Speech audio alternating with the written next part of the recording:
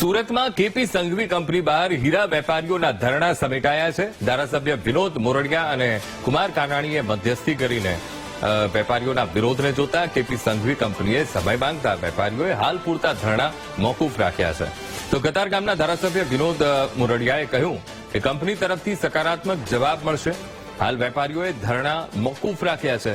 મહત્વનું છે કે હીરા વેપારીઓનું કહેવું છે કે કેપી સંઘવી કંપનીએ સિક્યુરિટી ચેકને બાઉન્સ કરાવીને કેસ કરાવ્યા છે, જે યોગ્ય નથી. કારણ કે અગ્રણીઓની હાજરીમાં સમજૂતી થઈ હતી, તો પછી કેસ કરીને પરેશાન કેમ કરવામાં આવી રહ્યા છે?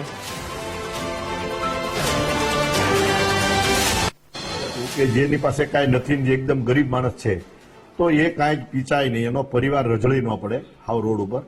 એ માટેનું અમારું ખાસ રજૂઆત હતી. તો એમણે પણ એ જોયું, કીધું, સાંભળ્યું કે અમારો કોઈ ઈરાદો નથી કે કોઈ પરિવાર રોડ ઉપર આવી જાય કે રજળી પડે. કારણ કે એ પરિવાર, એ કંપની પણ બહુ મોટી ચેરિટી કરતી હોય છે, પાંજરાપોળથી માંડીને અનેક જગ્યાએ. અને આગળ પણ એમણે વાત કરી કે અમને જ્યાં યોગ્ય લાગ્યું ત્યાં અમે પણ બાંધછોડ કરી છે. એવા 22 જણા આગળ લોકો છે, એમની સાથે પણ એમણે કંઈક ને કંઈક બાંધછોડ કરી એનો રસ્તો લાવ્યા છે. અમારી અપેક્ષા એ જ હતી કે આનો સુખદ કંઈક અંત આવે.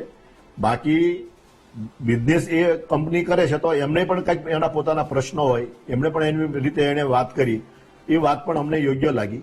પરંતુ અંતે, મીટિંગના અંતે એક એવી એમની અહીંયા ધરપત હતી, આપી હતી કે આપ વાત કરો છો એ બાબતમાં અમે આના માટે આવનારા દિવસોમાં અમે કંઈક આના માટે પોઝિટિવ વિચારશું, પણ અમે આમાં જોઈએ કે આમાં કઈ રીતે અમારું થઈ શકે. 110